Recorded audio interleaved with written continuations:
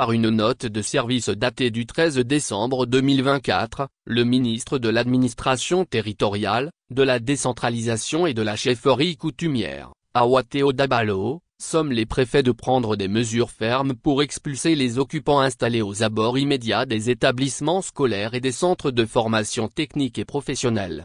Cette note intervient après une première correspondance en date du 7 octobre 2024, dans laquelle le ministre avait déjà instruit les autorités locales à agir en concertation avec les maires, les commissariats et les chefs d'inspection de l'éducation. Dans sa nouvelle directive, Awateo Dabalo rappelle avec fermeté que les abords des écoles doivent être libérés et qu'il revient au préfet d'en assurer la pleine application.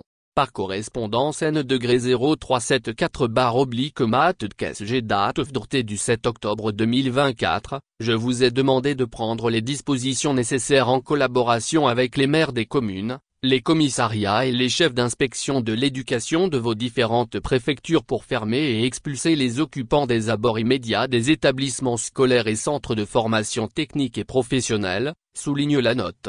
Le ministre exige également des préfets un rapport sur l'état d'avancement de cette mesure. Ces derniers ont jusqu'au 17 décembre 2024 pour signaler d'éventuelles difficultés liées à la mise en œuvre de cette directive. Les abords des écoles, souvent pris d'assaut par des commerçants et revendeurs, sont régulièrement pointés du doigt pour des nuisances diverses, notamment des perturbations qui affectent l'environnement scolaire. Cette décision du ministre vise ainsi à créer un cadre d'apprentissage plus serein et sécurisé pour les élèves. En attendant la date butoir, les préfets sont appelés à redoubler d'efforts pour libérer ces espaces, en collaboration avec les différents acteurs locaux. Les commerçants concernés devront s'organiser en conséquence pour respecter cette mesure qui, selon les autorités, vise à garantir un environnement scolaire sain et propice à l'éducation.